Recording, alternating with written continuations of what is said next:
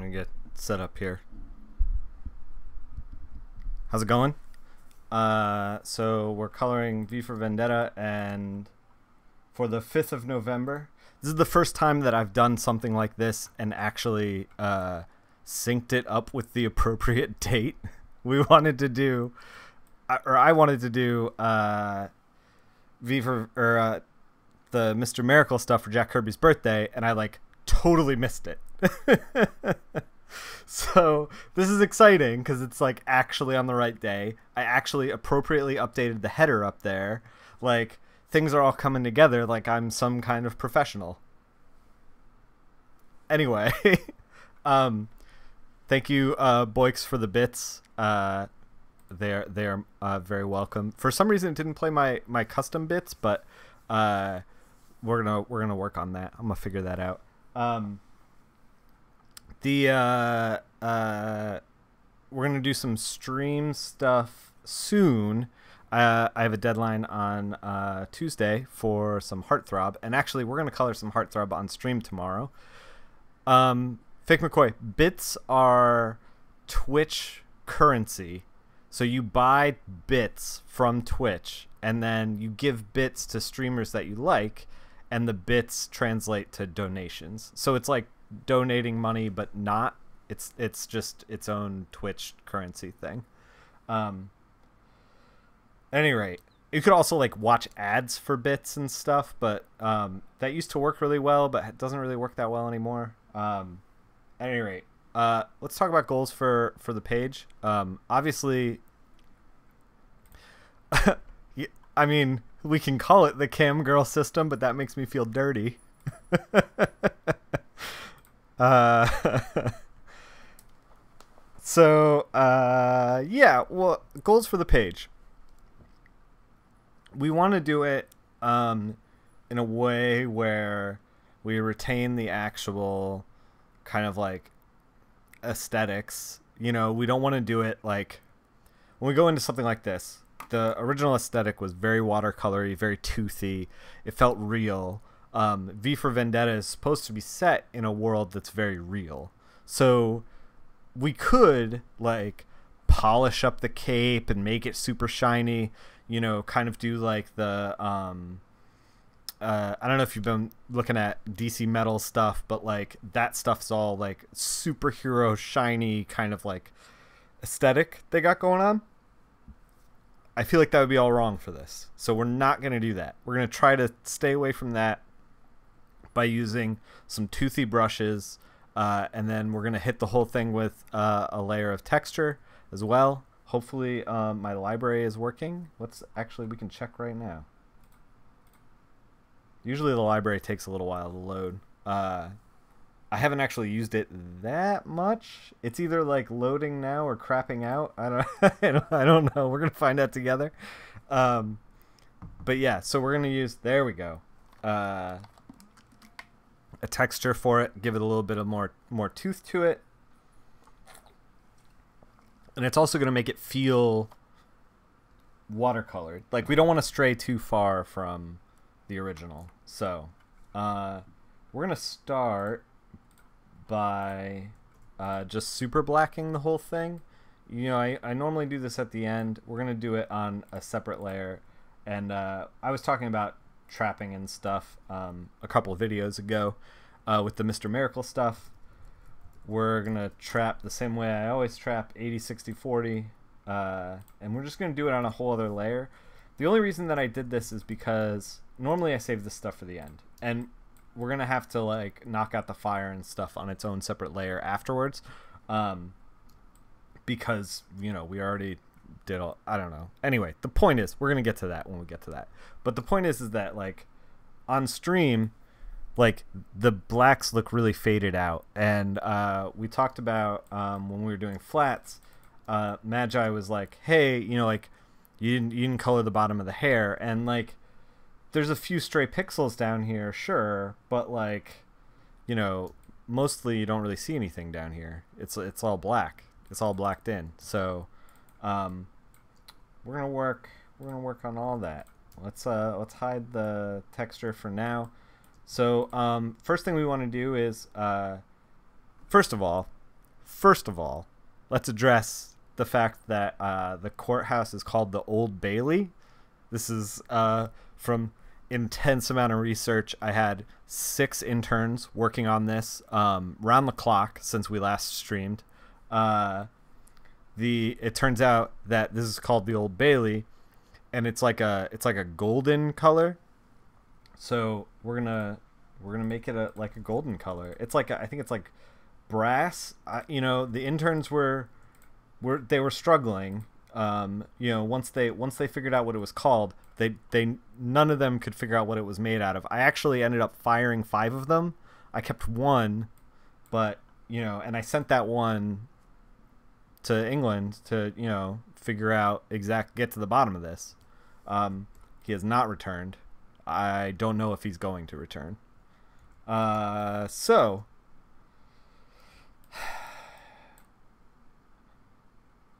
all right, we've made it brass. Okay. Now, yeah, I mean, dog bless our interns, because our interns are dogs. Was I not clear? Yeah, I put a dog on a plane and sent it to figure things out. That's what's going on. Hey, Griff Bandit. Welcome. So, let's start to get into this. The first thing we want to do, so the bottom tier panels are going to be lit by the flames. So those are going to be slightly different. How could I fire a dog? For incompetence. That's how. The bottom tier is I'd never fire a dog. I don't know. I'd just rehire, like, in the process of firing them, they would get a raise somehow. So the top tier is going to be washed with like a blue kind of tone, because it takes place at night. And then the bottom tier is going to be washed with like an orange, because it's going to be lit by the explosion and the fire. So let's get that underway. I'm going to pick a kind of desaturated blue. I have like kind of 2 blues in the palette. This is kind of tough to see because it's in the upper right hand, but like these are kind of like more saturated blues, and these are kind of more desaturated blues. So we're just going to grab a dark desaturated blue, and just do 30%. And we missed some word balloons. That's okay. We can get those guys. Make sure we got all the other ones. I think we do. Yeah. So we're very much going to be like kind of carving with the top tier dark to light. So we're going to be adding in the highlights, and on the bottom tier we're going to be kind of adding in the shadows. It's going to go the opposite direction. And that's just simply because of how it's lit and what's going on. We can actually darken it up a little bit more. I'm going to use a gray, though. And this is pretty true to the original colors, which were down here. I mean, kind of true. It looks a little more drastic. In my mind, see, this is the thing. We were talking about this before. Thank you for the host. We were talking about this before.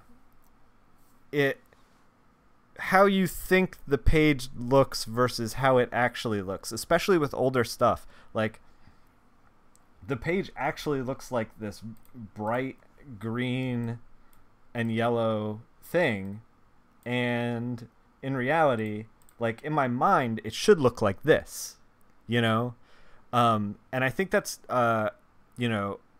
just from, I read this a long time ago, and then when I cracked it open to scan a page, it just, like, I was struck by how different it was than, like, my mind filling in the blanks that I had forgotten. So that's what we're going to be doing today, is trying to make a page that honors the tradition and kind of makes the piece feel like how you think it actually is, if that makes any sense, but make it better than that, hopefully. Now, we want V and the Old Bailey to be distinctly different from each other, and V is kind of like blending into the background a lot. So we're gonna grab the sky for these panels, and we're just gonna wash it in like a maroon, um, and that'll kind of make V, like, the goal is to make V kind of pop. He's the most important thing on the page, other than this middle shot where the Old Bailey is the most important. You can kind of tell because David Lloyd, when he drew it, you know, is doing a great job of showing importance of the characters with the size relationships. So, you know, and then, like, you know, the heart box is important here. So, and we want that to pop pretty well. So we can actually make the bow. We don't have to stick with like a red bow. We can actually make it kind of similar to his mask, so it pops out a little bit. And this is like a good start for colors for the top. We're not actually gonna do a ton to that. You know, like, it's gonna stay pretty similar, hopefully. And then the bottom, we're gonna wash with like an orange, and we're gonna deselect the fire because we're gonna work on the fire kind of separately. That's like a yellow. There we go. Trying to light a character that's kind of like a dark gray that leans blue with fire is kind of tough, because you end up, and a lot of newer colorists do this, where they'll wash the thing and then they'll end up with this color that's like this brownish, like, you know, it's not quite orange, it's 50-50, it's in the middle, but it's like this, I don't know, it's like kind of like an ugly color. So we're just going to embrace the fact that it's fire and like kind of go a little more red. You know, try to like amp it up. You know, like these kinds of color are like, it's kind of non-committal, if that makes any sense. Like, when I see these kinds of colors, what it tells me is that the colorist is afraid to go like a little bonkers. So let's not be afraid. Let's go bonkers. Let's you know, orange it up. Like, everything's on fire. Let's make it so that like the fire is actually lighting it. And you know, let's make the fact that we made V like a maroon color now, like pretty far from his base color. Let's make that make sense. And the only way you can make that make sense is if you tackle the rest of the environment, which we did. You know, like, just adding the simple orange for the background here makes V make more sense. So for the fire, though, we wanna kind of lighten it up, because we're gonna add a bunch of stuff in a little. We're gonna make it a little toothy, just a little bit of lightened. Okay, all right. Now from here, we're gonna add highlights to the top and shadows to the bottom. So let's get to it.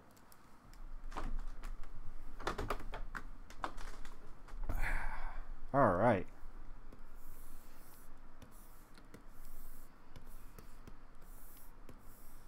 So I'm gonna use the lasso to kind of like figure things out. I know I said that you know, and we're just selecting highlights. And I know I said we weren't gonna do like shiny superhero stuff, but it's gonna look like that when we start. But hopefully it will not look like that when we finish. This thing is very, very bright. There we go. There we go. I felt like I was like glowing in the camera. This is a little bit better. So when we were talking about V, we were talking about page selection for portfolios, for job prospects. I also kind of wanted to talk about portfolios in general, because I feel like, you know, when you're trying to figure out what you want to do for a living, we're bouncing around a little bit on this page, and you want to get into comics, and you want to, like, you know, make a good impression. And I was talking about how, you know, like, having a conversation is better than just dropping off a portfolio and running away. But if you are like, I am socially awkward, and as you know, a lot of people in comics are, because a lot of us work from home to not socialize. I don't know. It attracts an introverted person.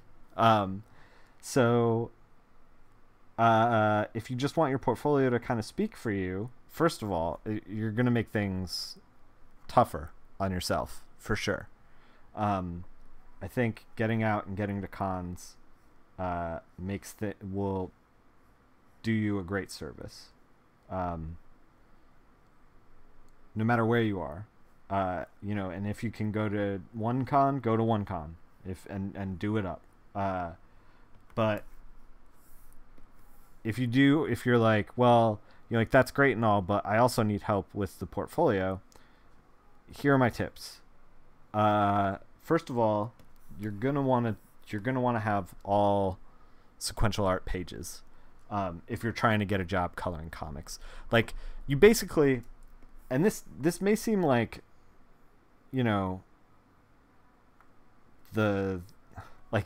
the easiest information to pick up, but I'm assuming you're like, let's just assume for a second that our colorist friend who is trying to get a job, we'll say her name is Jane Colorbot. Jane Colorbot, who's might be a robot. I don't know. We're just shucking and jiving here. Jane Colorbot. She's looking to get a job, and she's working on her portfolio, and she's trying to figure out how to get. Oh, you know her? Oh, good. I hope Jane Colorbot is not a real person. I tried to pick a name that was so far from a real person. Jane Colorbot is going to her cons, and she's dropping off her portfolio, but she wants to know like what she needs to put in there. And the answer to that question is like, whatever makes it easy to say yes to hiring Jane Colorbot. I'm gonna stop saying Jane Colorbot. This was off the rails. I apologize. So what you want to do is like look at, and sometimes you can't do this. Obviously sometimes you're like, well, I'm stretched thin, I have a limited amount of time, I'm working a day job, and I want to get into coloring, but I can only work in the evenings for like an hour before I go to bed, and even then it's like touch and go, so I only have X amount of time to do the color thing. Like, that's fine. But if you can tailor your portfolio to whoever it is that you're trying to give their portfolio to, that will help you. If you can be like, well, my goal is to work on monster books. I want to work on monster books. If you have a portfolio that's like, you can have a general portfolio and then you can have a monster portfolio, is what I'm saying. And when you're like, somebody's like, oh, hey, I want to work on, I want to hire colors for monster books. You're like, oh, here you go. And then that person can be like, oh, you handle monsters really well. And this logic applies across the board. Like, you want a Marvel gig, superhero stuff, like, put Marvel superheroes in a portfolio. When you go to like a Marvel will host at conventions portfolio reviews where editors will look at portfolios all day, and they are familiar with their characters, and the best way to like get a job prospect out of that, beyond having good color, is to give them what they know. If you have a portfolio of brooding Batman and you go to the Marvel portfolio review, they're gonna be like, this is great, but I don't know what this is. Like, this is some great Batman, I don't know where we'd put you, kind of thing. What recommendations do I have for flatters? We can talk about that in a minute. I'm a little bit on a tangent right now. Let me finish my thought, and we'll talk about flatters. So yeah, you want to kind of like apply the portfolio to the person. We can talk about flat earths now, actually, because I kind of finished that thought. I have more to talk about color portfolios and portfolios in general, but man, I don't know what it takes to hire flatters. I used to, so I got my first flatting job from when I was in school. There was a colorist studio, Xylenol Studios in Savannah, Georgia, that was like a physical studio where they would flat everything in house. And I went in for a portfolio review, and they were like, "Hey, do you want a job? Do you want a job flatting? We need another flatter."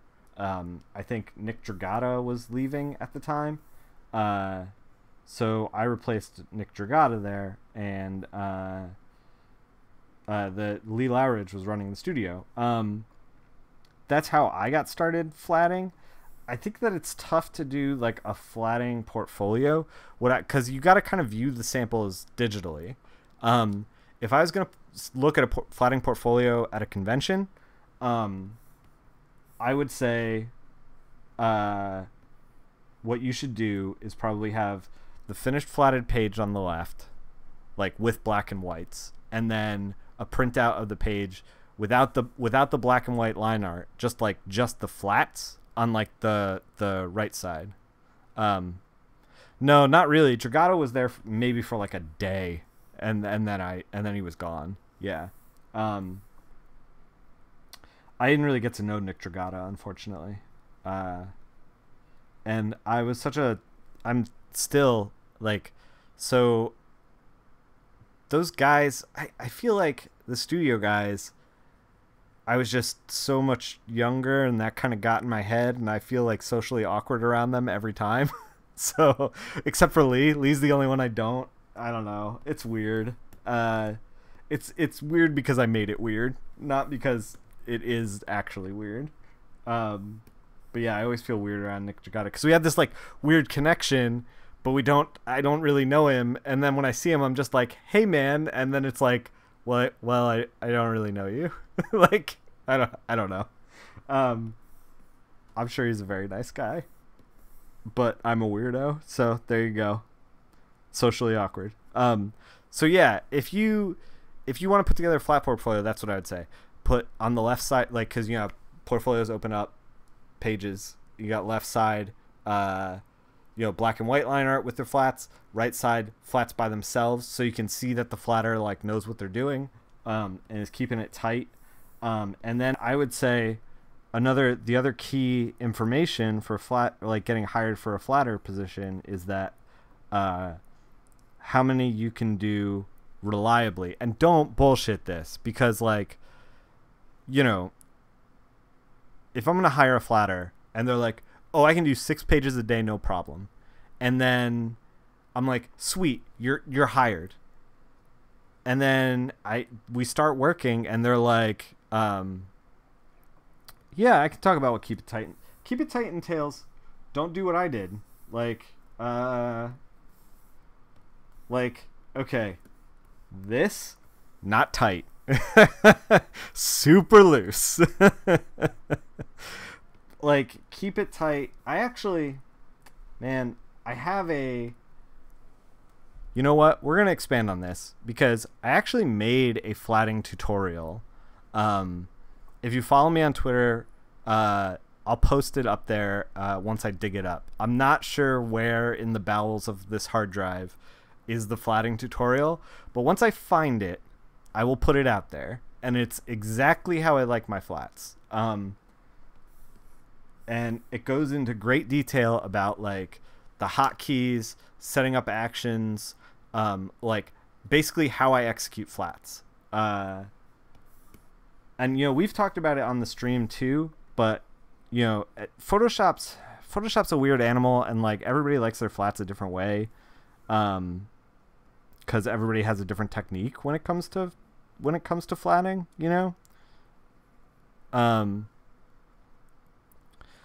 I mean, it's okay. It's okay. This is the thing. People get obsessed with like I can do three pages. People, I hear colorists do this too, where they're like, I'm coloring 8 pages a day. I'm coloring 14 pages. I'm coloring 14 million books, and I'm, like, all that stuff's bullshit. Like, it's not a metric of like, the only metric that is like how fast you're able to get a book done. And sometimes I hear colorists like really sweating how many books they can get, or how many books they can get done in a month. And I'm like, beyond the paycheck, like when we're talking about just straight up skill, straight up art, straight up critique, straight up the work, how many books you should get done per month is whatever you're comfortable with, where the like work doesn't fall apart. You want to do as many as you can do per day reliably, and like be okay with that. There's no like right number to shoot for. If you can flat 3 pages per day, and this is especially true with flatting, because like I'd rather get 3 per day that are great flats than like 5 per day that are shitty flats that I have to fix. You know what I mean? Especially if like I know that in advance, and I can be like, okay, you're going to work on this book. You have a head start of 5 days, so you should be fine. Rather than like, you're going to work on this book and you're gonna need to get started right now, and I'm gonna need 5 pages a day because you said you could do 5, and then we have a problem. You know what I mean? Like, yeah. I mean, people worry because of shitty low page rates. Yeah. I mean, the finances are what they are. That's a whole other conversation. And we talked about like what I think minimum wage for sorry, I'm turning off my alarm so that it does not go off at 5 o'clock. We talked about what I believe minimum wage for colorists should be, and when I was flatting, like, so a lot of colorist rates have gone down in the last 10 years, and that has impacted the flatting rates. Like my rate goes down, my flatter rate like can't really stay the same. Like I'm gonna look for alternatives to like lower the flatting rate because like I'm making less of a profit. But when I started flatting, when the rates in comics were a little higher, I was making $20 a page doing flats. But I've talked to some colorists who are making like $20 a page on like projects, like full on, like this is what they do kind of thing, which is like criminally low. I feel like the minimum wage, I feel like, for colorists should be $50 a page. That should be bargain basement. Like you've just started in comics and I'm taking a chance on you. You don't have any comics to your name, and we're getting started. Yeah. So, if somebody's making 50, it's tough to pay $20 out of pocket, for flats. You might need to pay or negotiate like 10, and because you're still getting like 20% of the rate, with $10 a page. But people, that's for everyone to decide for themselves. If like a flatter comes to me and is like, I want to flat pages, and I'm like, this is the rate on this book, that's their choice. They can take it or walk away. Like we can negotiate, like that kind of thing. If they come up and they're like, I'm like, oh, I got a DC book and it pays really well, and I want to get like really great flats, and I think you're capable of doing really great flats in a timely manner, I'll be comfortable paying $20 per page. And a lot of times too, when it comes to flatters, and I encourage this of all colorists, if your flatter like comes through for you on like some complicated shit, like, and they hit the deadline and they're like fucking on it, tip the shit out of your flatter. Like, make it worth their while, because like I got started flatting, and I know that sometimes that shit is tough, and you get paid the same amount per page, whether it's like we were flatting in the studio at Xylenol, we were flatting 100 bullets, and let me tell you, I could flat fucking 15 pages of 100 bullets in a day. Like, just crank it out, because there's so much black on the page, and there's so many like really interesting like design elements on the page that allow for really quick flats. Because of that, I would grab all the 100 bullets I possibly could. But like, we were working on this DC book called Barnum that like came and went. That was a graphic novel that was like really tough to flat, and I got paid the same rate, and it's fine. But I think that, if you have a color, or if you have a flatter that you really like, that's going to bat for you. I've hired this guy D before, D Cuniff. I've hired him for flats. Oh, we forgot this guy back here. Let's fix that. And some of the stuff that I've hired him for is some of the stuff that's like, I hire him and I hire this company called Yes Flat that's in South Korea,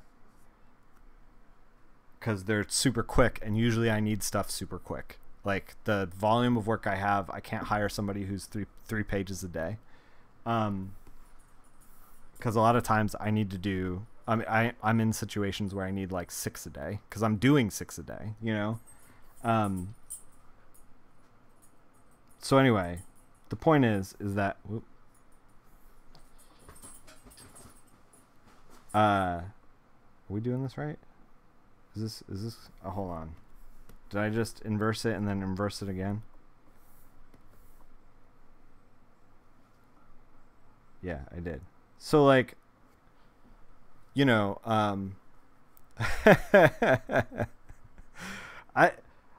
if I remember, your flats were all right. I didn't have too many problems with yours, Ziggy. Yeah, so it's kind of a weird animal. Like, I've been thinking about paying more for flats lately, and getting out of like the Yes Flat studio, because A, I want to give back to the community a little bit more, and B, the flats that come out of Yes Flat are super cheap, super fast, but they are not great. They are like a little bit messy in places, and they have like a studio coloring them, or doing them. So like, some of them are very good, and some of them are like off the rails. And it would be great to get pages where I didn't have to spend, a half an hour, fixing the flats and prepping it how I like it,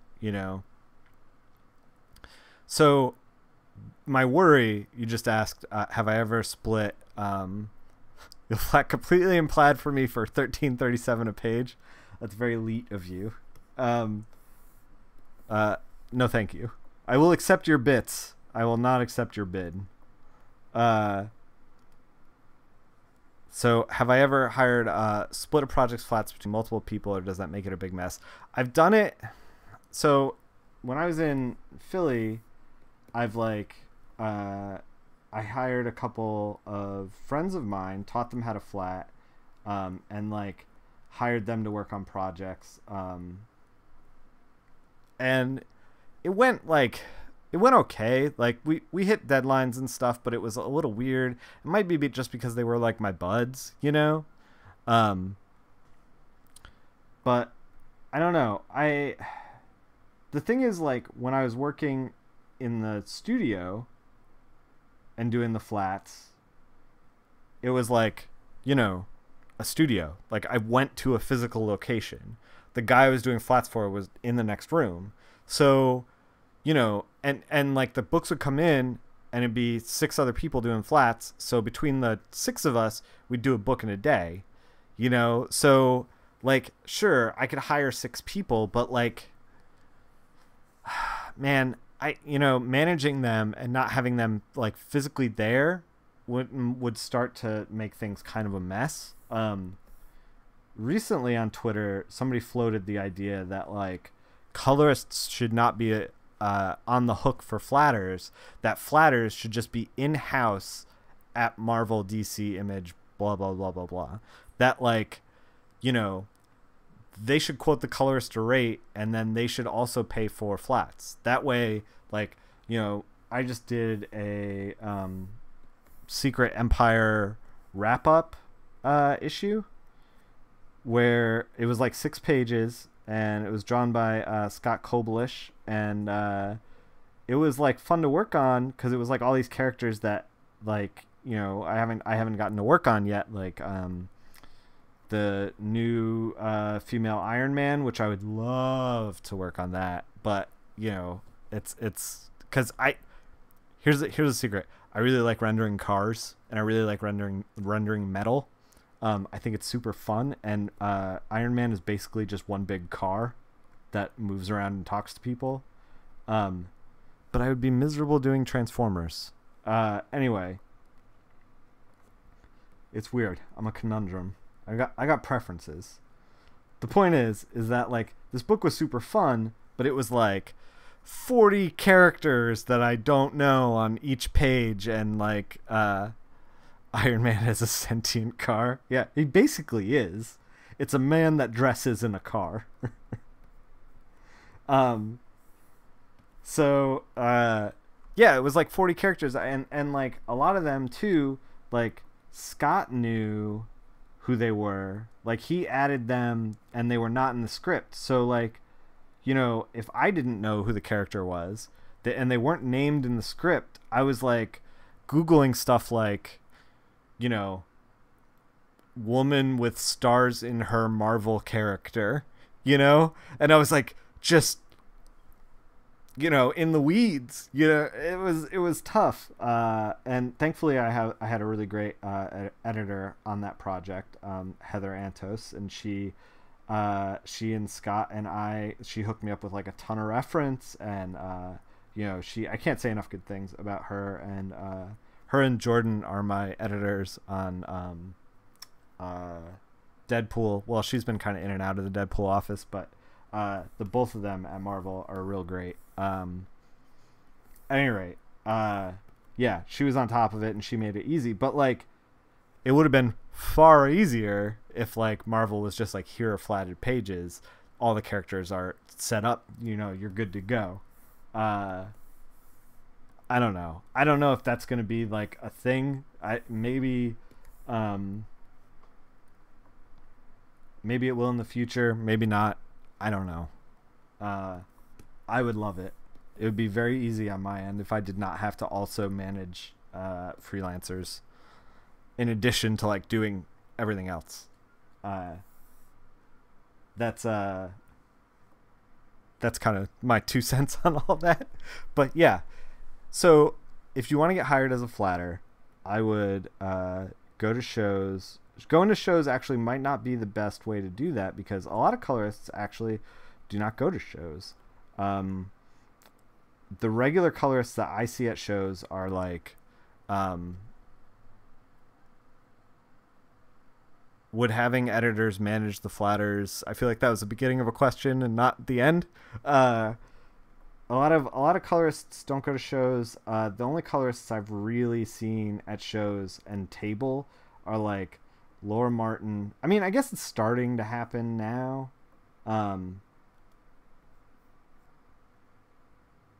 Wait, what is happening with this? I have to figure this out. What is happening in this selection? All right, we're adding to the shadow of the candy. Wait, we're taking away the shadow for the candy. We got there. Yeah, Laura Martin goes, Brian Reber goes, Matt Wilson goes, and I go a lot. And then Tamara Bonvillain's been like starting to go occasionally, and Kelly Fitzpatrick occasionally goes as well. and Jordan Boyd has started going more often. But like, that's only a handful really out of like an entire industry. Paul Mounts does shows. I didn't know that. He's not apparently not on my radar. That's my dang. Paul Mounts. I'm sorry I didn't rep you.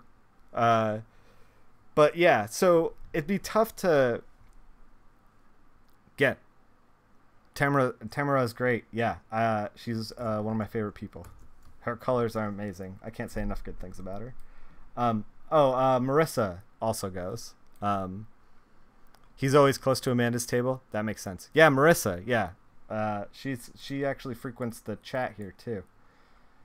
So we picked like a blue, a very blue to screen down for highlights on this. I don't know if this is actually the pick. Let's go back. Let's make it a little more pale and see if this works a little better.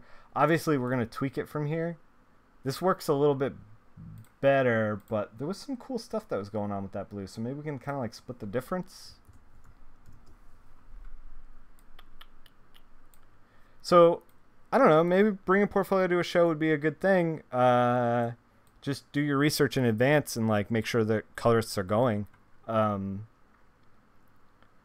But you might be better off like just putting portfolios in front of colorists on Twitter and stuff like that, or just like pinging people on Twitter and being like, hey, I want a flat comics. I can do 3 pages a day. You know, I'm not currently working on any gigs, but if you would like to try me out, give me a shout out. Here you go. Here's my info. You know, like that might be the best way to do it. But it's tough because usually flatters have like their guys, you know, and it's tough to kind of puncture that. I know that a colorist group that I'm a part of shares like a master list of flatters. So I feel like getting on that is kind of key. I don't know how to do that. I don't manage the list. You thought it was being a douche? No, man, it's not being. As long as you're not like obnoxious, as long as you're not like every day pinging people. Like if you just like the advice that I got. So when I started showing my portfolio around, and I think this is good advice for any portfolio, is so I got initial interest on from a Dark Horse editor on a project, and I didn't end up working for Dark Horse until maybe 8 more years after that. Like comics move slow, and sometimes things that you think are sure things are not actually sure things. Right now we're going to take, by the way, let's talk about what we're doing here. I'm going to try to throw some grads through what we got going on, the cuts that we laid down, and then we're going to actually start painting. When we start painting, we're going to use like a rougher brush. Like I said, we want to kind of keep, not necessarily make it watercolor, but make it rough, make it, you know, feel like that. So when he showed interest, I was like, you know, and this is something that I think is common where like, you know, you want to work in the industry, you want to get going right now, and it's like, okay, I don't want to, well, you know, like I want work right now, but I don't want to annoy people. Like, what's the balance, you know? And I think that I was sending and when I was going to school, these freaking word balloons, you know what? Should we just mask off the word balloons? I don't know. We can't really do that. We're just going to have to color around them. When I was going to school, they were like, yeah, this is pretty, like, the reason I didn't dump the flats into the alpha channel, Ziggy just asked in chat, he noticed that I didn't do that, is because this image is actually pretty simple. This page is pretty simple. It's not super complicated. Like, the Spider-Man 2099 stuff had to get dumped in there because it was just like there was so much going on. But this is really just like character background, character background, character background, and the backgrounds are really simple and the pages are really tight, you know. So I felt like, you know, even if stuff goes off the rails, like we should not have to really rely on the flats that much, you know, even if things do go off the rails.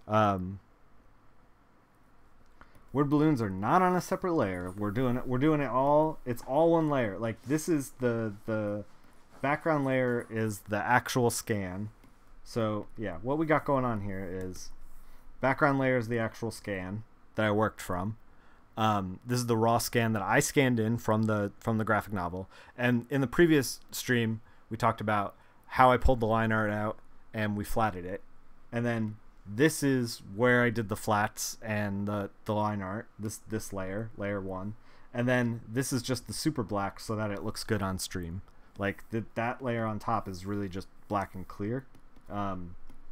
So yeah, we're working on one layer in reality.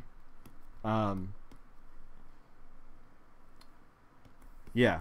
And this is how I normally work. Like I keep it super simple. Like you don't need to, you know, a lot of people make a ton of layers and make like a, you know, it's like freaking out of control. You don't need to do that. Like you can just go, you know, you don't have to make it. You can make it as complicated or as not complicated,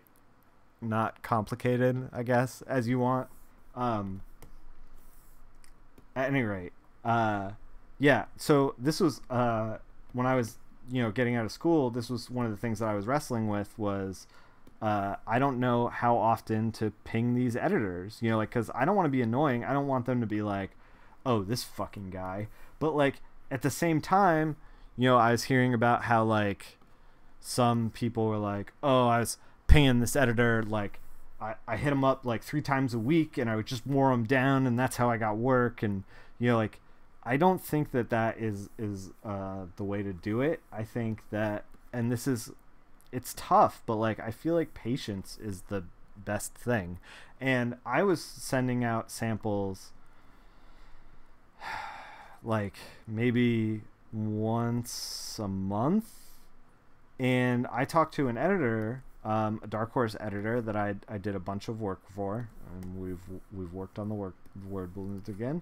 I ended up doing a bunch of work for, who showed interest in my career early on, that I was sending portfolios like once a month like crazy. And he was like, you sent them in too often. And I was like, well, what's the, like, now that I'm on the other side of it, like, what should I have done? Because I still didn't know at that point.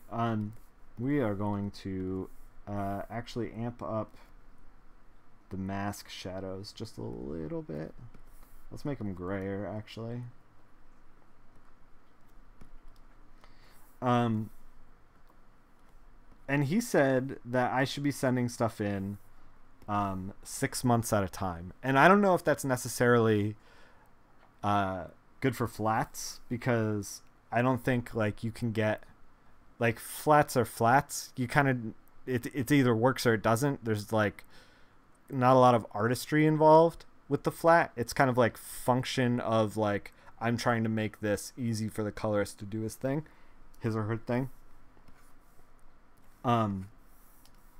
So yeah, I was sending stuff in, like I said, about every month, and he said every 6 months is actually kind of where they want it, because 6 months, and it has nothing to do with annoying them. Like, I wasn't annoying by sending it in every month, but what they were saying is that like they could only see growth 6 months at a time. You know, if I send in every month, they don't actually see any growth. Like, you know, month to month, my stuff's not going to really change that much. But like in 6 months, I might try out a new technique. I might get a little better, you know, like that kind of stuff happens in 6 months. Even right now, I feel like in my own career, I've been trying out a lot of stuff, and I'm working on a project with Skybound that has been in the works for a while. And Skybound does a thing where they don't start to publish until they have the whole thing in the can. And it's 12 issues, and I'm on issue 8 right now, and it's over the course of a while, and I'm actually seeing like techniques that, because I'm only doing like one issue every couple of months, techniques that I'm using in issue 8 that I'm not using in issue 1, like I'm actually seeing the progression in the actual comic, which is kind of interesting. When it starts getting promoted, I'm going to talk about that. But yeah, 6 months at a time is where you want to be as far as like pinging editors. If you're real antsy, maybe 3 months is good too.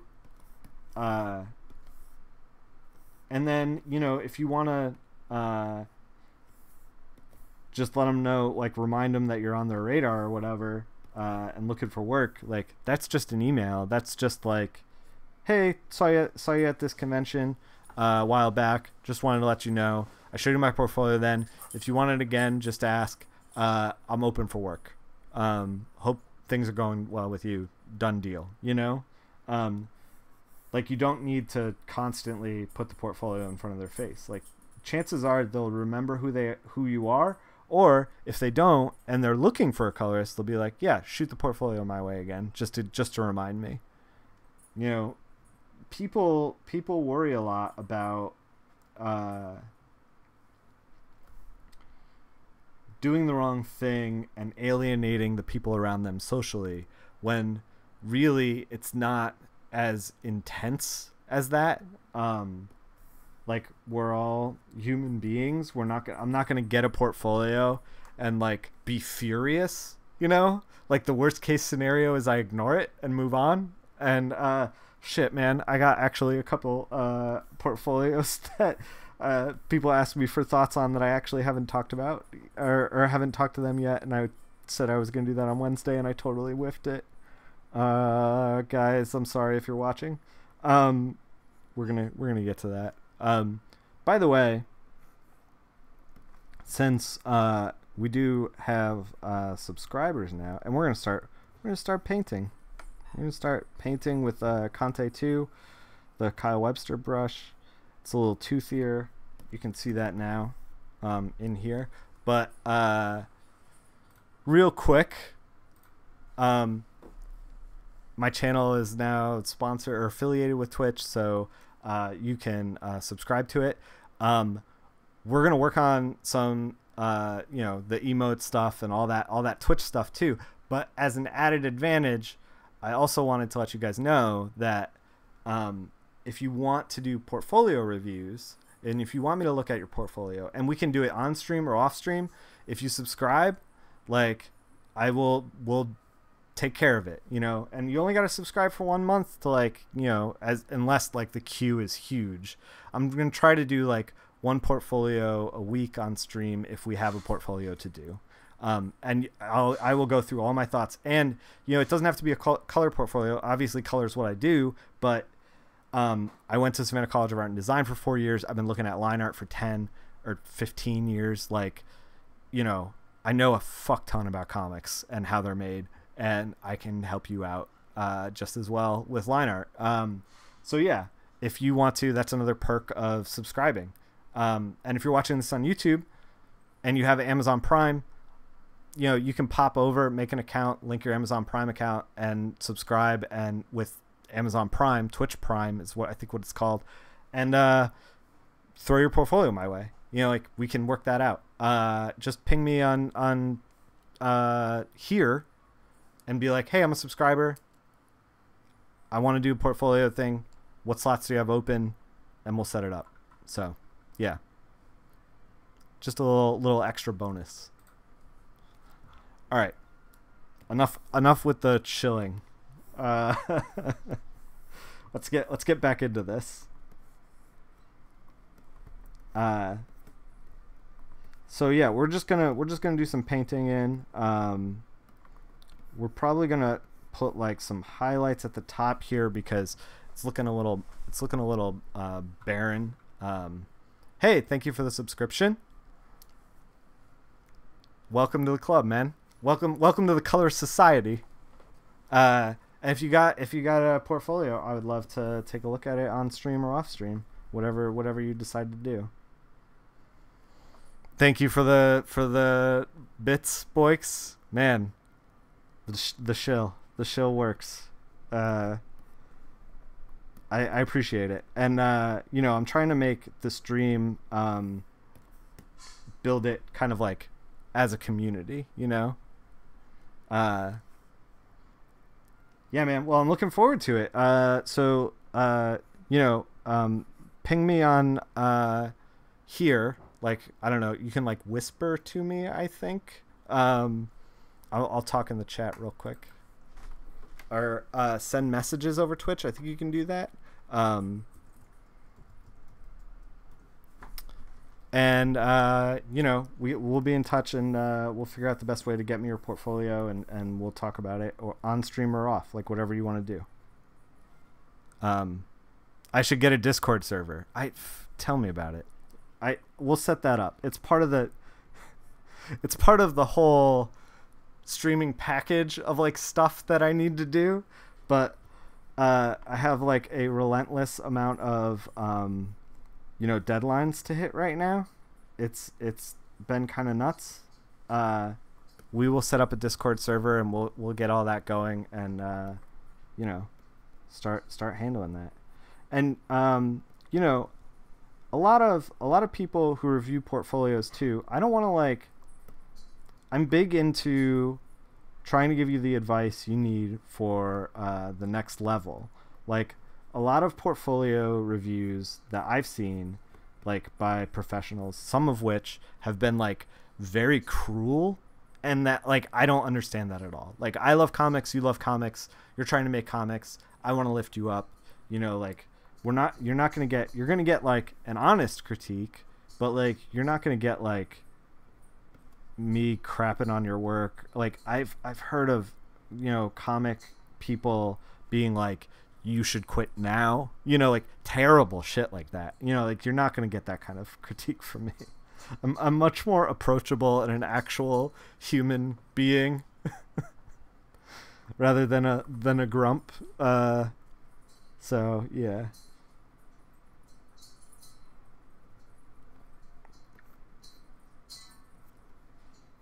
So yeah, we're painting in the Cape.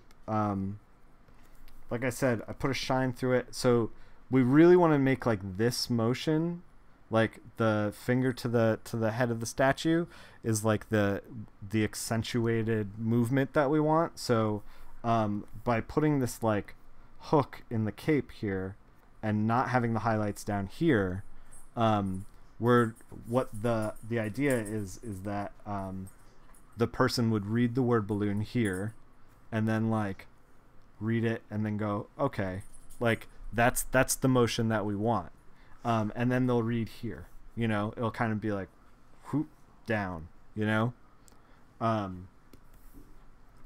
That's kind of where we want to move this whole thing.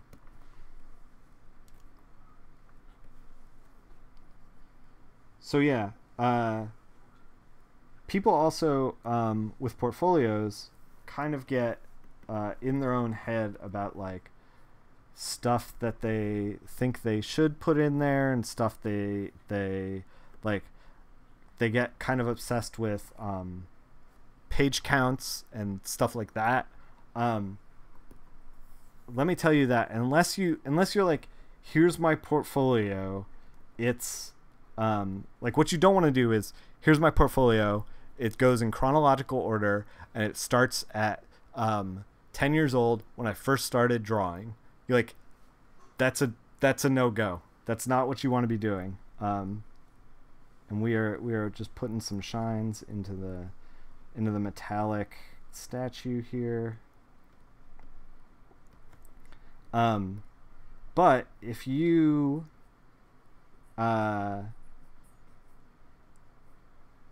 like, some people are like, okay, you know, I want to do 4 pages for portfolio review, and then, you know, you have 5,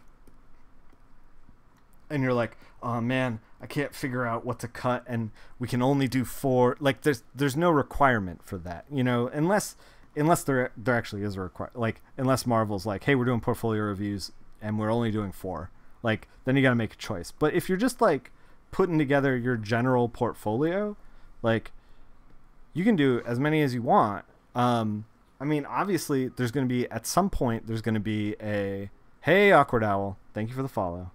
At some point there's going to be a point where you're like watering down. It's the same with resumes. Yeah, your employer isn't necessarily interested in what job you did 6 jobs ago. Sure, yeah, like if I was putting together a portfolio or a resume, I would not be like, hey, when I lived in Connecticut in high school, I worked at Stop and Shop. You know, like a job that, you know, I would work with this experience is not interested in that. And the only risk you run when you start to add like a lot of pages to a portfolio is watering down the good stuff. Like, you know, when radio stations, they'll be like, you know, we're I'm trying to make a terrible DJ thing. Well, hold on, I gotta think about it for a second. We're Nickfil and the Banshee coming at you, 97.7, all killer, no filler. Like, that's what you want. You want all killer, no filler. And the more pages you put in, the more you run the risk of, like, you know, I have 6 pages that are 100% awesome. I have 3 pages that are like 80% awesome, and I have 2 pages that are like 50% awesome, but I put them in there because I wanted to show progression. That's not what you should do. I put them in there because like it's a night scene and there weren't any night scenes in the rest of this. That's not what you should do. It should be all killer, no filler. Boom. You're rebuilding your collection. It's nice to see the process. Yeah, man. I'm all about that process. You're rebuilding your collection? Tell me more. Did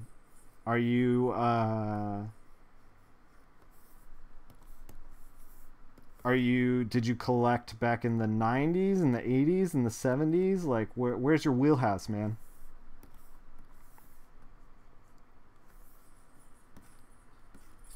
So here's the thing with metal. I mean, like, we want it to be rough because of the way that V for Vendetta is. Like, the original coloring was very rough. It was very watercolory, that kind of thing. But with metal, like, hard highlights and grads of color work really well. Because it makes it feel, I don't know, like slick, you know? Putting an animation demo reel today, find a balance between showing the best and most recent stuff, but also showing that you've done more than 3 things. Dude, I actually kind of think that, like, even if you just did 3 things, if they're like 3 good things, like, you will get hired, you know? I don't know that, like, that stuff is as important as, like, school made it out to be, you know? You know, yeah. Ziggy and I actually did some animation in college. We took an animation class. It was a lot of fun. Fake McCoy in the chat. Yeah. So yeah, I'm in the mentality of, like, because, like, I feel like nowadays people will get hired off of, like, Twitter posts even. You know, like, I'm pretty sure that Kevin Mellon got hired on Archer because he was like, hey, I really like your show, and they were like, hey, do you want to come work for us? It's like, it's a different kind of world now. And I mean, obviously he had more than a couple things to his name at the time, but, like, he didn't have any I don't think he was doing any storyboards and stuff there. He kind of, like, learned on the job. You had 3,500 comics, which you lost to an ex-boyfriend. Oh, lost to an ex-boyfriend, man. So now you're starting from scratch again, and you're not that old. All you have right now are Simpsons, Marvel, and some DC. Gotten your kids into starting a collection again. Oh, that's awesome. I kind of have a soft spot for Simpsons comics. I try to pick up the Treehouse of Horror books because I think those are really interesting. They always do guest spots for the Treehouse of Horror. Like, I think the last one I picked up had like Phil Noto in it, and like a bunch of like comic guys that are like big comic guys, and it was totally awesome. If you're ever at a Awkward Owl, if you are ever at a convention, you should, and you see Jason Latour there, you should talk to him about how Matt Groening got him his first job at comics, because it's an incredible story, but I can't tell it, like I can't do justice to it. It's kind of his story to tell, but yeah, it's incredible. It made me very jealous. You're from Australia? Yeah. I don't know. Do you go to shows? Do you go to cons in Australia? Does Australia have cons? They must have cons. I have like no concept of Australian comic cons. Is it tough to get books in Australia? I have no concept of even selling comics in Australia. I have you guys, I mean, you probably don't know this, but I have a Simpsons tattoo on my leg that says has the three-eyed fish Blinky, and it says around it perfectly cromulent, which is a fake word that means legitimate. I have that, and I have a home movies tattoo that's from the first episode where Coach McGurk got really, really drunk and got all the trademark tattoos on him, and he got the cow because he loves that cheese, and he says to Brendan after he shows him that cow, he's like, Brendan, don't live like me. So I got that cow, that same tattoo that Coach McGurk has, with a banner that says don't live like me. So let's put some highlights in this mask. Even though it's night, we're gonna try to put some white highlights in because the dogs are rowdy. We're watching a dog for Shannon's parents this weekend, so we got 2 dogs, and they get each other going. Yeah, I really like all things Simpsons and animation comics in general. I for a long time I was like snooty about comics and was like these aren't I'm reading Watchmen, and now I'm kind of like, fuck it, just like what you like. I had an art school chip on my shoulder for a while. Don't do that. My recommendation is not to have the chip on your shoulder. You have a Comic-Con and Supernova Comic-Con. You never got to go though. Usually buy your comics from online or shop near your mom's, which is like an hour from you. Yeah. I actually kind of live. My shop is kind of rough with comics. The dogs are going buck wild on that squeaker. I don't know if you guys can hear it on stream. But my shop is like okay about comics. Like they'll carry whatever, thing that you ask them to carry, but they make most of their money off of like gaming stuff. You can absolutely hear it. Sweets, can you lay off the squeaker for the stream or shut the door? It's not me, it's her. Yeah, I know. Can you get her to lay off the squeaker? Go on, De Niro. Hold on, we gotta wrangle the dogs. All right, we're good. Sounded like a baby crying. No, that was a dog that loves squeakers. At any rate, yeah, the shop around me is like, they're all right. Like if you have like a pull box, nothing's wrong with squeakers, just not repetitively on stream. I'm not trying to drive you out. That's the goal of the stream. Don't drive anyone away.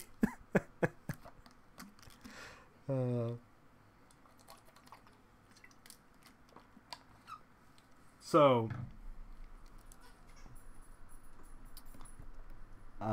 man, the door is opened again. The dog is back. Hold on, I gotta wrangle this. Go on, De Niro. Go on.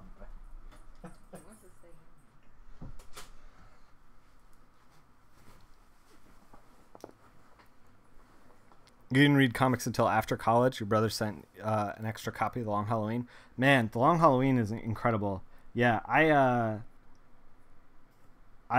really love that book. I was actually, man, I was looking at Long Halloween just recently because I was kind of going through my old comic collection, and I've been like purging lately, trying to go mostly digital and trying to figure out like what to keep and what to cut.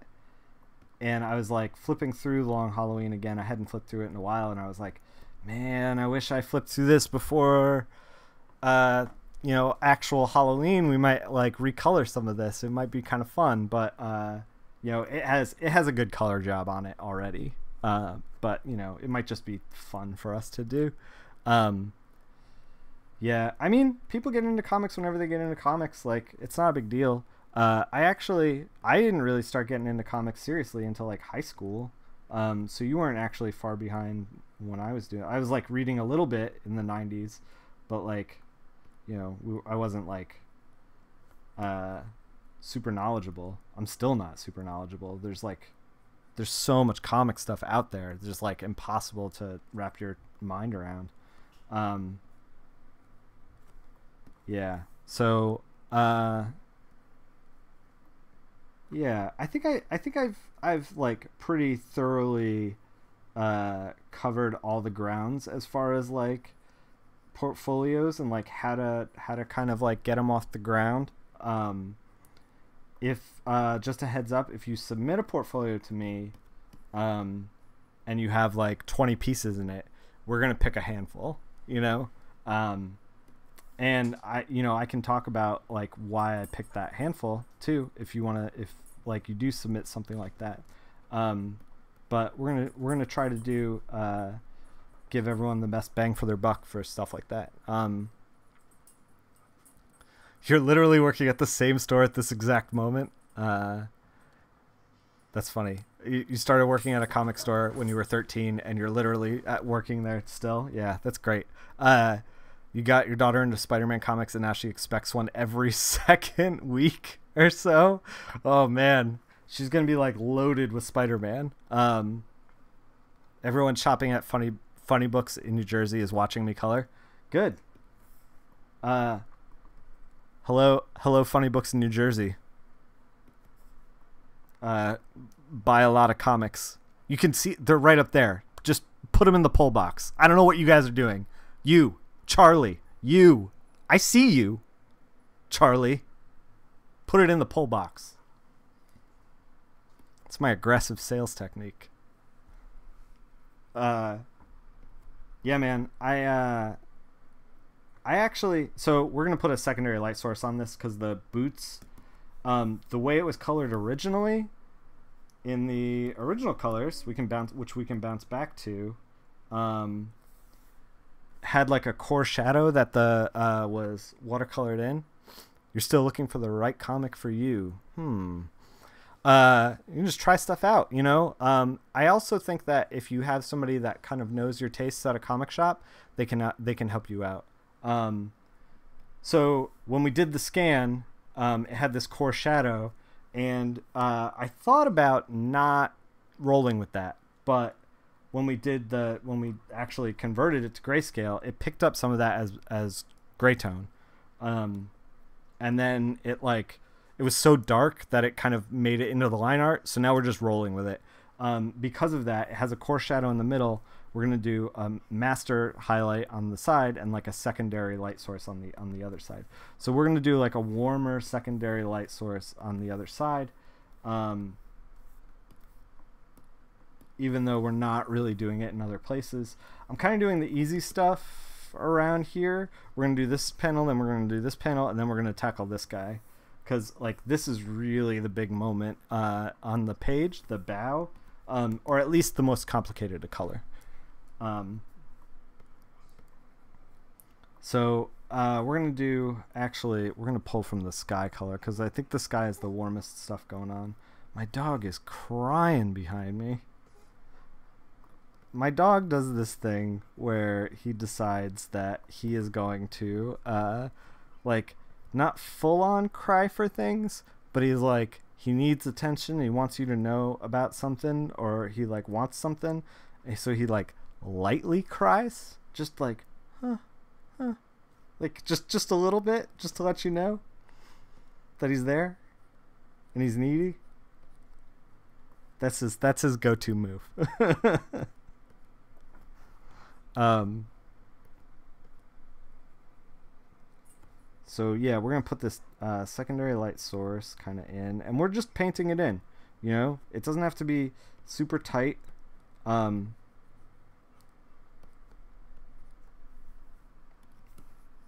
know, and it's warm, but it's warm in relation to everything else. It's actually not that warm. It's like this like maroon color. It's showing up in the blue spectrum. But in the relationship of everything else is so much colder that it still feels warm. And we might, ooh, that's real blue. You really like Paper Girls? Might be up your alley. Yeah, Kate, you might dig Paper Girls. My buddy Matt Wilson colors that, and it's very, very good. Cliff Chang does the art. Who writes it? Man, Brian K. Vaughan does the writing. It's about newspaper girls in the 80s. Well, the first trade is, and kind of goes from there. They have like interaction. It's kind of Stranger Things ish. If you like some of the themes in Stranger Things, you'll like it. Hold on, bud. What are we doing? Just crying? You want to get out there? Come on.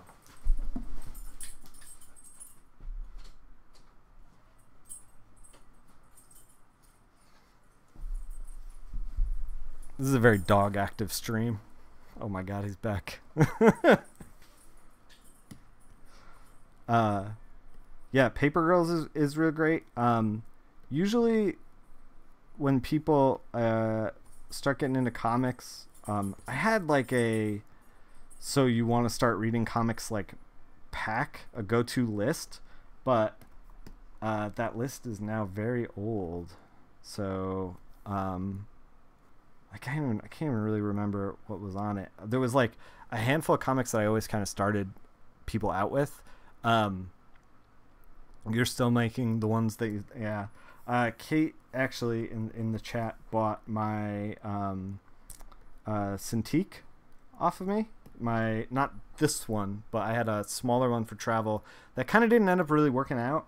I was just trying it out, and so it's like basically brand new, and she ended up buying it off me, so I threw in a bunch of comics in there for her. You know, if you don't dig them, you don't have to keep them, you don't have to champion them, you know, whatever. People have different tastes, and some of the stuff I do I know is not necessarily up everyone's alley. Paper Girls is a strong recommendation though for if you want to get started reading comics. You should check out some indie stuff too. Stuff that's like a little off the beaten path. King City's real weird. I really like it. Brendan Graham does that book. What else? I'm trying to think of like indie stuff that I've read lately. Spy Seal is pretty good. I was reading that. Let's work on this guy first. This is easier for me to wrap my head around.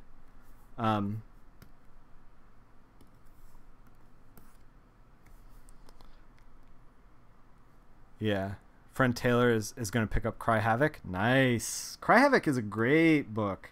So I worked on that with Matt Wilson and Lee Lowridge, and all three of us were three colorists, and it's the same artist and the story takes place in three timelines, and we all colored a different timeline. So it's a really great example of like how a colorist will affect the line art they're working on, you know. It's a really great like demonstration of that, of like just tackling stuff differently. Not only that, but it's a great story, and it's where was I going with this? Oh, the three of us all worked in the studio that Lee Lowridge ran back in the day. So like we're good friends. I was the last colorist to sign up for Cry Havoc. I saw Matt and Lee at a show, and Matt was like, "Hey, you know, they're looking for a third colorist for this thing that Lee and I already signed on for." And Matt was like, "It could be a cool, fun thing." And like, so I was like, "Yeah, let's do it." And like, got in touch with the guy that at that con. I forgot who I talked to, but ended up like, you know, making it happen. And at that con, and Lee was there, and I was like, "Hey man, we're working on that thing," and he was like, "Head to head, mother," you know, like we're going head to head.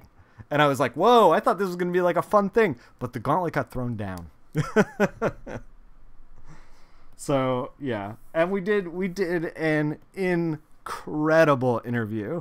If you look up like Cry Havoc interview colorists,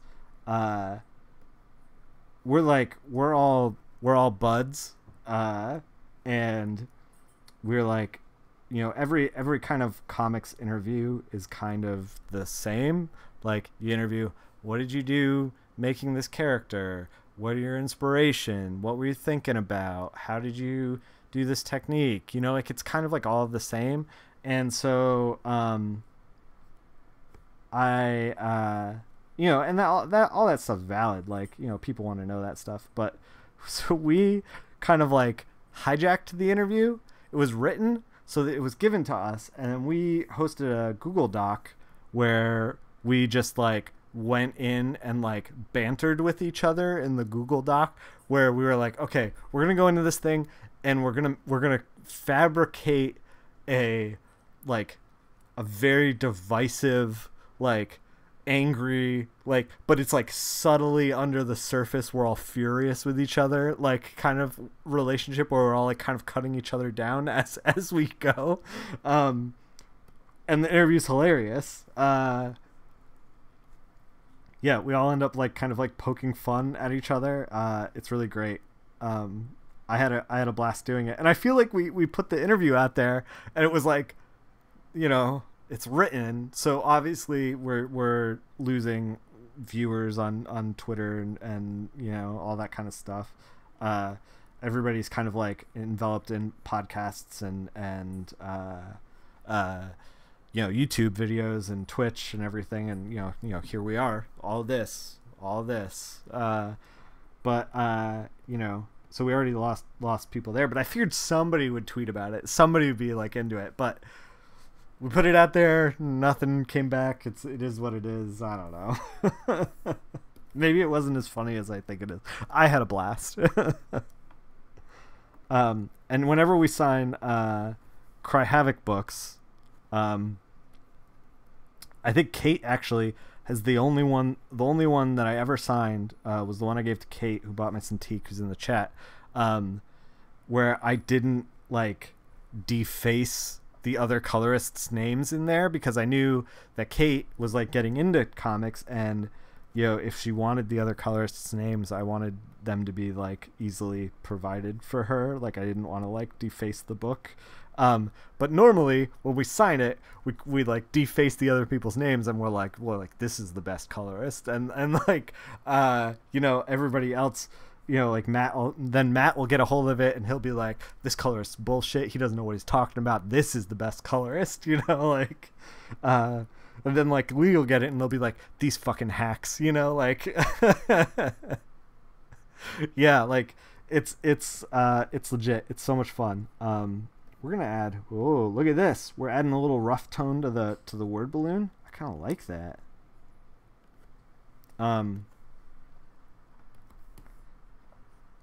But yeah, we it was a good time, and so I was at a show just recently. I think the last show I went to, what was the last show I went to? Charlotte, maybe? I think Heroes Con was the last one. Yeah, these hack frauds. I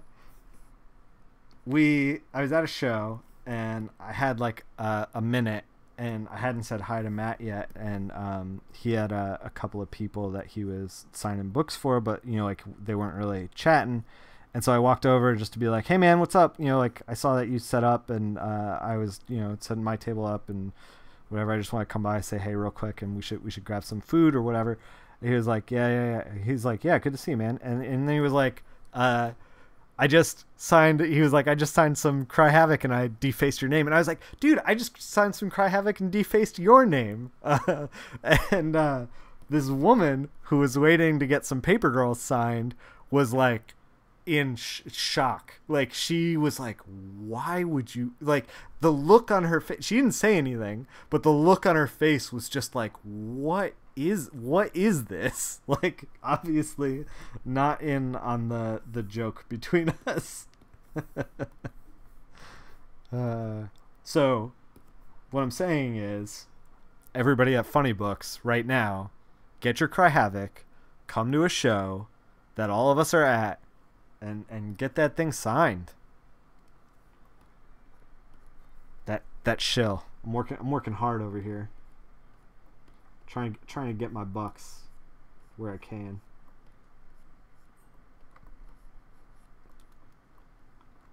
All right. I'm actually kind of picking up some of the super black colors because we did that layer to make this look a little more presentable on stream. So I hope that doesn't influence what we're doing. I don't think it will, but figure it out. All right, so we're going to tackle this middle panel of light to dark in a second. But first, I kind of want to tackle a little storytelling thing. The only shows you go to, the ones I never show up at. Good. I see your face again, and I'll be happy to see your face. Yeah, man, you do Baltimore, don't you, Fake McCoy? I've been like talking about doing Baltimore for a long time and just like haven't actually pulled the trigger on it. Maybe next year. I've actually kind of like, I don't know. I've said like that I'm not going to do as many shows as I've been doing in the past couple of years, but I don't know if I'm going to stick to that. I might just start doing shows anyway. I don't know. It's a hard habit to break because like when you get to the end of the shows, you're like, oh my god, that was exhausting. But then like you get some rest, and then you're like, oh, I want to do another show. But I definitely need to change it up. I've been doing like Emerald City Comic-Con in Seattle, Chicago, MegaCon, and Heroes like pretty much nonstop, and I'm ignoring like Texas, Midwest, and the Northeast, like criminally ignoring them. Yeah, Baltimore's great. Yeah, Texas, man. I want to do Dallas show. Robert Wilson IV's there too. He's my partner on Heartthrob. He does the art there. All right, so here's like a storytelling thing. So on this middle panel here, we have V is down here, and he's kind of blending in with the buildings. And we want to make sure that, like, I mean, he's got a word balloon pointing at him, which is an advantage. Yeah, man, lurk away. I love my lurkers. So he's got a word balloon pointing at him, which is an advantage because, like, it makes sure that he pops. And he's like literally on top of the word balloon. Like, look at this. He's like right here. He's totally on top of it. Right here. But we can frame his head, the silhouette of his head, a little bit by lightening this roof. The trick is that we don't lighten it so much that it looks like an actual light. And I think if we vary the color on it, it'll also help pop it, because not only will it be totally framed within the structure here, but like this will be the only other warm thing, so it'll bounce between the two. Like your eye will kind of like go between it. You've now closed up the shop. Gotta go. So if you want to be super boring, now's the time. All right, good. We're gonna start being super boring on the stream. We're gonna start talking about tax law and spreadsheets and the best way to micromanage yourself into an early grave. Strap in. It's gonna get boring. don't no, please stay. It won't be like that. You love spreadsheets. Oh no. We started as a Photoshop stream. We ended as a spreadsheet stream. All right. So we kind of like light them up a little bit here. And we can actually pull a higher high than he has in the rest of well, I mean, I guess we did some pretty high highs over here. But yeah, we can kind of do like a white highlight so that he like pops, and that'll keep the viewer like engaged. We kind of, so like the statue has like this kind of bounce light going on, and I don't think it's like really handled that well right now. We kind of just like rendered it. Looks like an awesome day of artwork. Should watch for a bit longer than you need to go to sleep. Yeah, man. Yeah. Thanks for coming by. Watch for as long as you want to watch. And, you know, if you end up leaving early and then you want to catch the VOD to see how it goes, it's going to be up on Twitch for, I think, like 14 days, and then it's going to be over in the YouTube. And if you want to just see the end result, follow me on Twitter and Instagram. We're going to post it up there. So, you know, you got options. If you bounce, you got options. But obviously stay for as long as you want. Hang out. Yeah, so we're going to try to fix the bounce light a little bit. I kind of want to do like a blue bounce light on it because it is night, but we can't go too crazy. And she needs to pop away from the buildings too. Like, that's important. The reason I don't want to go too crazy is because we're ending up in a situation because of this word balloon that like it's like kind of like making a tangent in a weird way. So we can't go too crazy. We're going to actually walk back what we did up here. This page is actually a little more complicated than I thought it was going to be, which is fine, you know? Sometimes when you do this kind of stuff, it starts out where you're like, oh, this is going to be fine. And then you're like, man, is it 2 hours later? Is it 3 hours later? Where did my day go? We got a rosy cheek, the V character too, the mask, but we'll get to that in a second. So we did the legs. We didn't do anything else on this. Let's tackle that.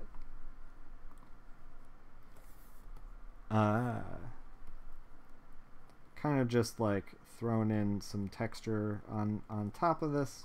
Put some more of the highlight, because this is like a kind of a stone structure, and it's very like gestured in. It's very like,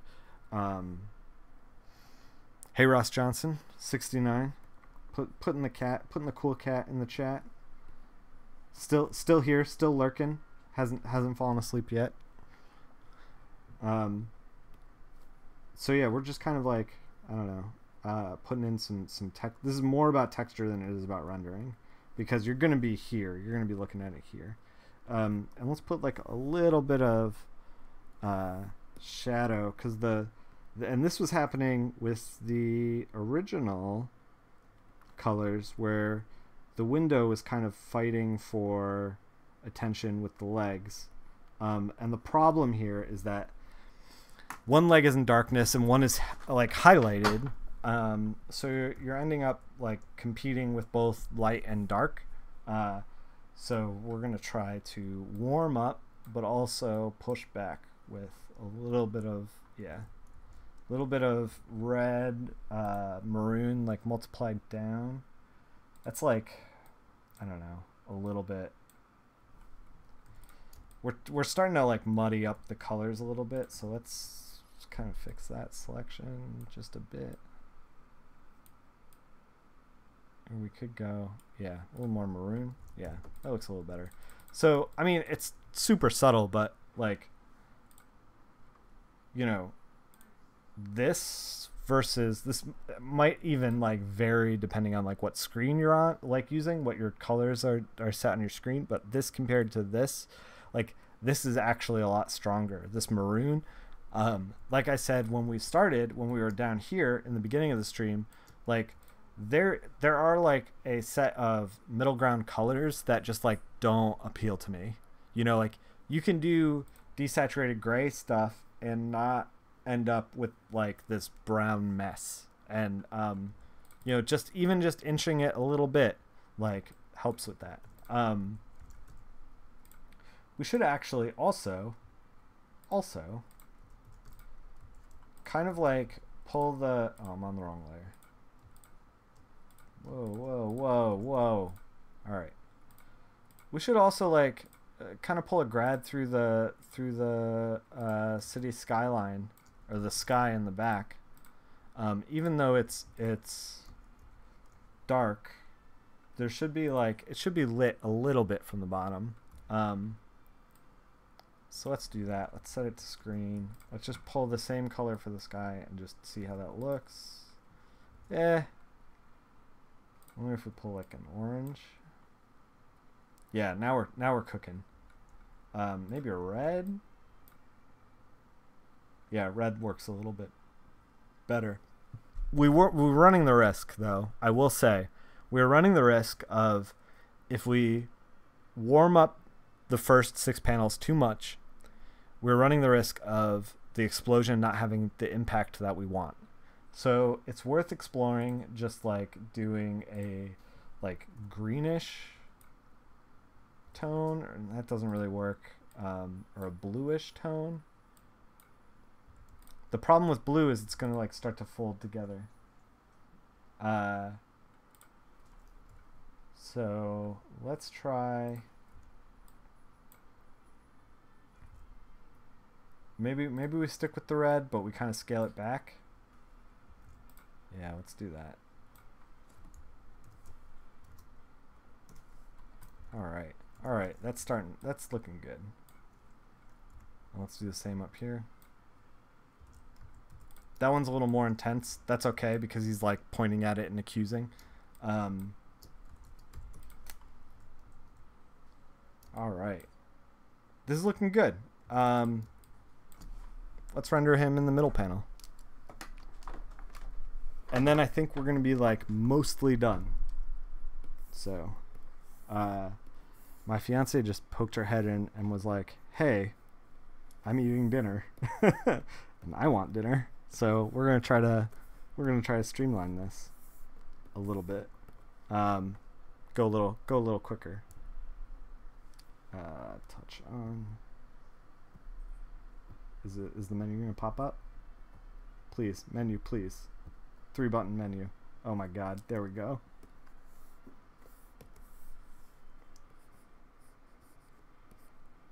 That's why I don't use the touch menu that often, because it just takes forever. Let's try to. So I'm just kind of like going in and painting the, I have like 50% shadow, because he's going to be mostly in shadow. And just kind of like accentuating what's down on the page. We're going to keep the cape should be getting like most of the light. It's actually the lightest in the art too. Like it doesn't have as many spot blacks and things like that. So we're rolling with that. Rolling with what the artist originally put down, David Lloyd. Yeah, David Lloyd. Yeah, we're cooking. And like I said, we're keeping it rough, because like that's kind of where V for Vendetta should lay. It should be, whoa. Photoshop's struggling. Okay. All right, we're good. Had like a little hiccup where like the brush stopped following what I was doing and like kind of just sat there for a second. But we're good. We're good. Everything's fine. We're fine. How are you? Doing a little bounce light over here on the left, kind of a prelude to the next panel, so that the bounce light doesn't kind of like come out of nowhere. It's not the same bounce light, but you know we're keeping it honest. Trying to get it to work right. Yeah, and we'll pop the mask a little bit with some highlights, because we want, like, the mask is kind of the most important thing. Yeah. Hey Zach, how's it going? All right. So, top 2/3 done. Let's hit the bottom 2/3. Okay. We are going to knock out the fire, which means we are going to select the line art and colorize it. So let's do that. I'm moving a little quicker now and talking a little bit less because I do want dinner. I want dinner so bad. I actually did not think that this was going to take this long. I thought this was like kind of simple enough, but once we started like digging into the page and once we started like digging into talking about portfolios and stuff, time got a little away from me. So I know that even though the fire goes like up the page, we don't have to like punch it all out, because the artist's original intent for that area was to be like you know, color next to black. And I mean, it is the intent for the flames as well, but we can kind of like handle them a little different. So we don't have to actually trace out all that. We can just keep it the way it is. Oh, we're on the wrong layer. All right. Let's throw some core value into the fire. There should be, and we're going to do the same thing with the explosion. Take just like a lighter light, very, very pale yellow, and we're just kind of like throwing it in the center of the fire. You know, trying to keep it pretty loose, because the fire is going to be like, you know, moving around and doing what fire does. Look, I'm a professional, but I'm not an arsonist. All right, and you can definitely tell people about that I'm definitely not a suspect of arson. So you wanna just kind of like make these flames beautiful, like they deserve to be, by adding that like core value, and then kind of like take the yellow and do 50% and kind of like add a little bit of variation so that it feels like the flames are dancing, and you know, the most gorgeous thing you've ever seen. And we're gonna do the same thing, and like, since it has like a little bit of tooth to it, kind of like works, because it adds like a crackle to it. The rough brush kind of like helps that out. We're gonna do the same thing with the explosion over here. Yeah. Nick, definitely not an arsonist, Filardi. Yeah. My Steam alerts are still on. Not a murderer in Hey, I've never been the murderer when we've played Murder in Hong Kong. And also in real life, I've never been the murderer, to my knowledge. So yeah, we're kind of just like, you want the center of the explosion to be like the lightest part, So we're gonna do that. And in the original piece, in the original colors, they kind of did like a blue. They kind of kept the sky up here, but I think the whole of the piece would be more impactful. The panel would be more impactful if we kept it a little orange and a little less blue. So we're gonna drag this orange through it a little bit. Yeah.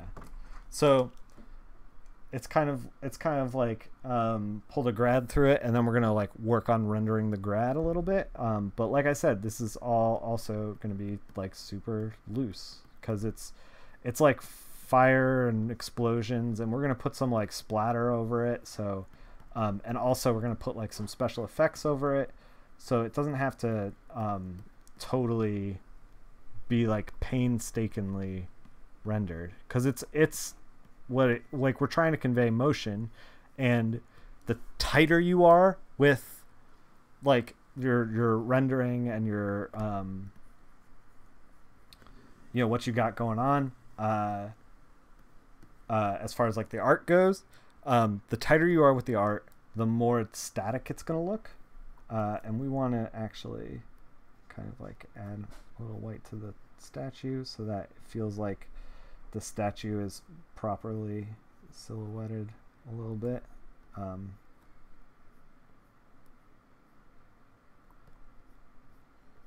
This needs to be a little tighter just because it is the actual physical object. Yeah, that looks fine. So let's color V on the last panel. Can't believe he killed that guy. Look. Not to my knowledge have I killed anybody. And that's rumor and blasphemy. Hearsay or libel or something. It's something. But hey, today is the 5th of November, and we're coloring V for Vendetta. So, I mean, don't we want to be like a little bit murderous? Just a little bit. It's about being anti-government, right?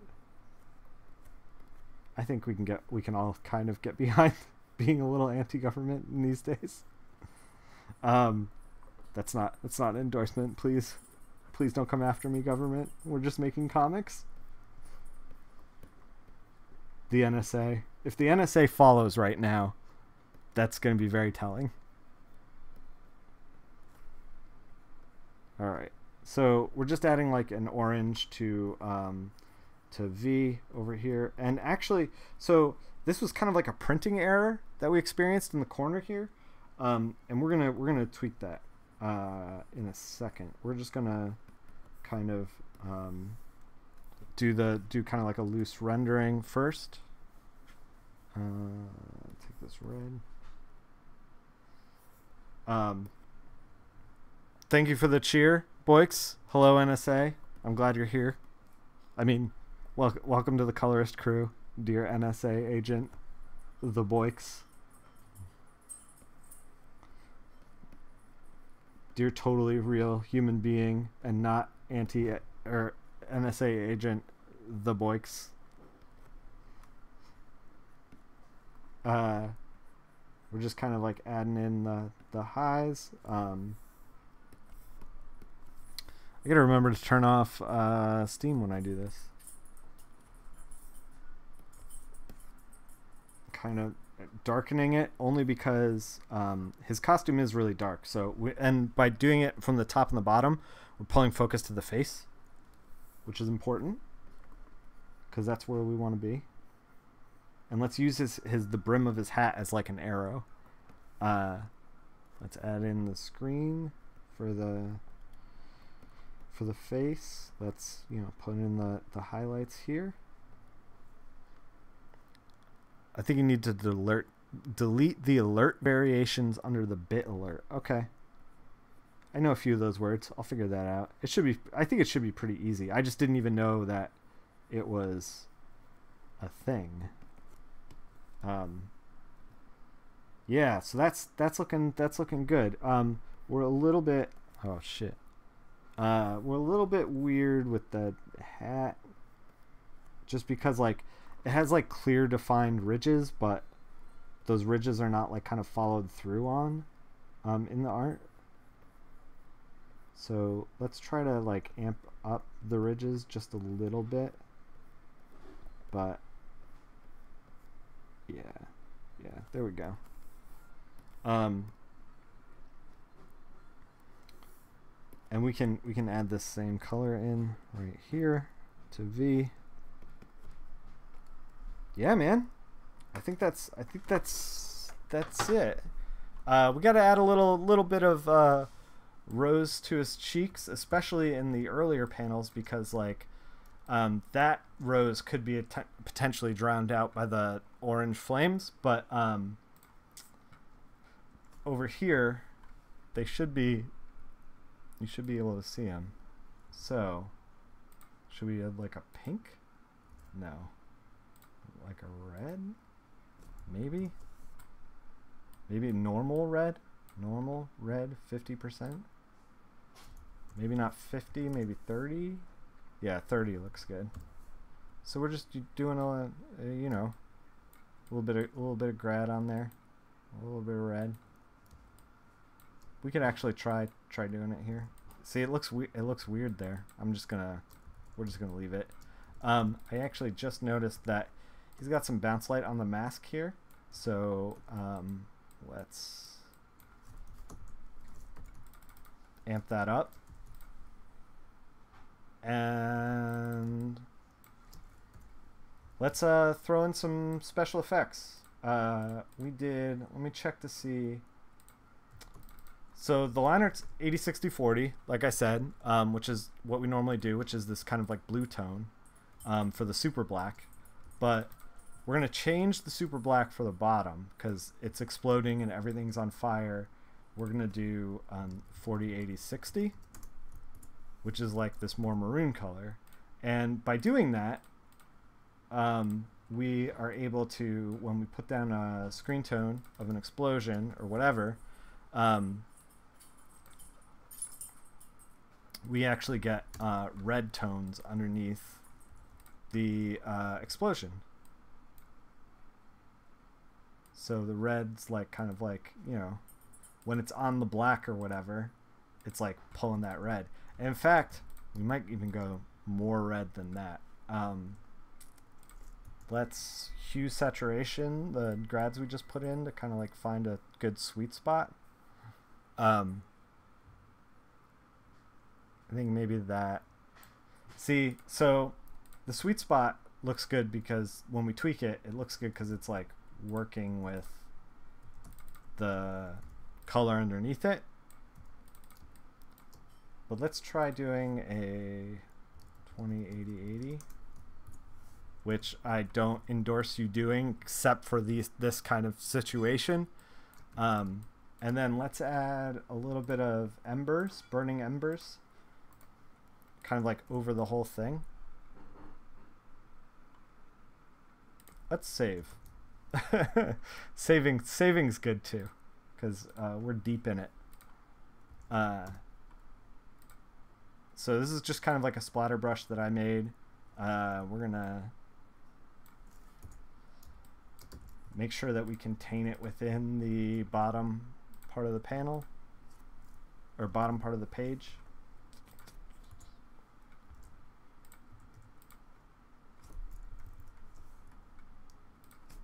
All right. And obviously this is like kind of it kind of works on this page, but like this is too many embers on this.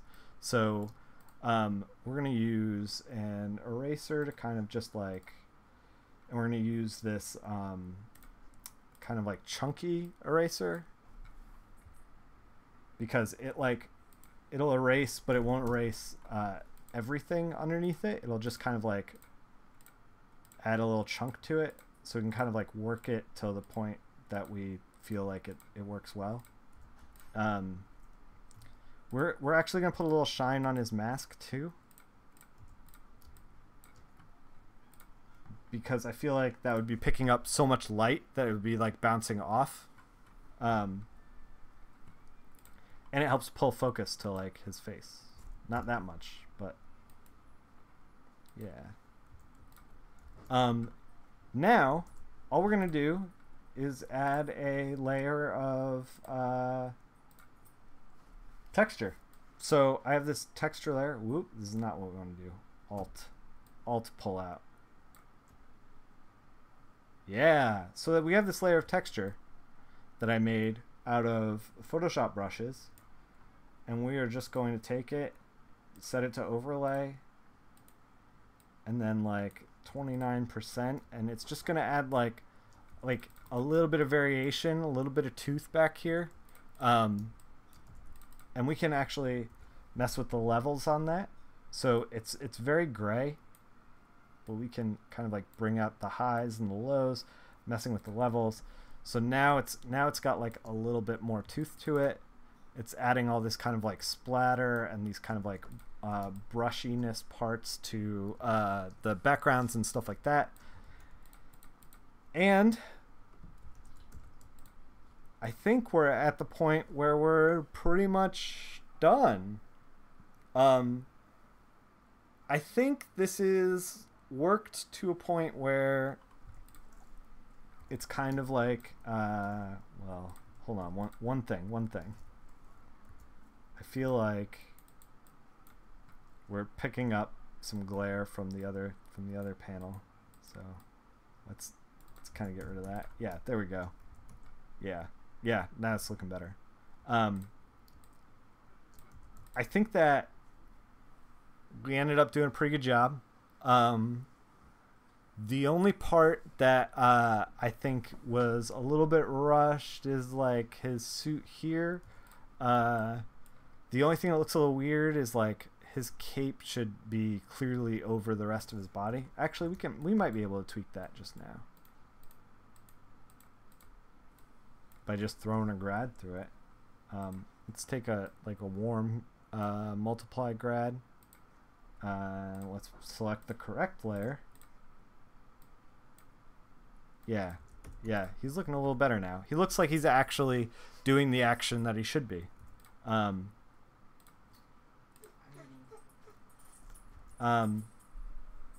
Let's also kind of desaturate the texture. Gosh, are we done?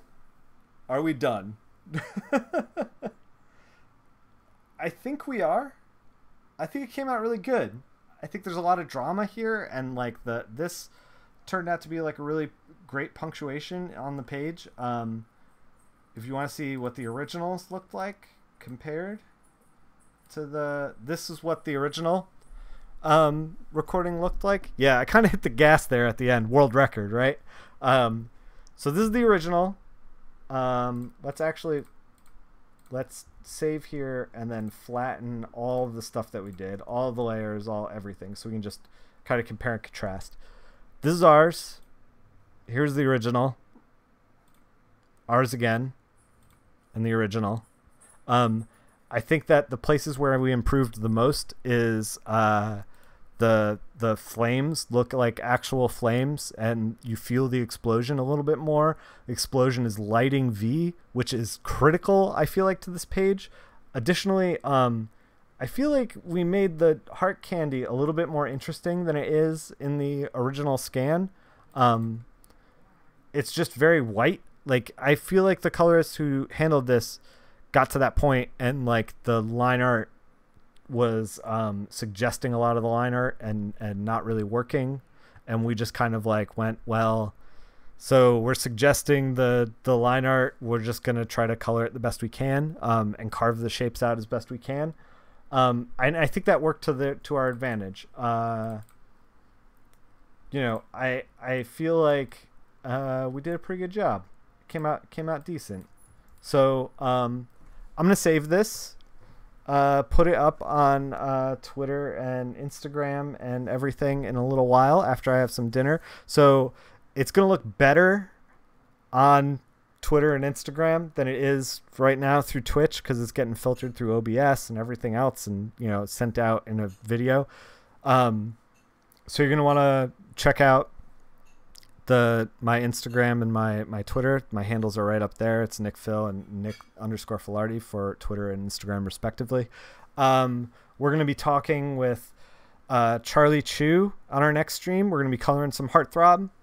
We're gonna be talking to him about editorial and what editorial looks for in pitches and that kind of thing. It's kind of the other side of the coin when it comes to representation of your work professionally. When we talked a lot about portfolios, this is the other side. This is like getting a pitch together, which is something that I don't have a ton of experience in. So I'm bringing in a buddy of mine who has been an Oni editorial for a long, long time, Oni Press Books. And we're going to talk to him about it because he knows more than me. So let's defer to his judgment. I think that's it for today, and I will see you tomorrow. Later, guys.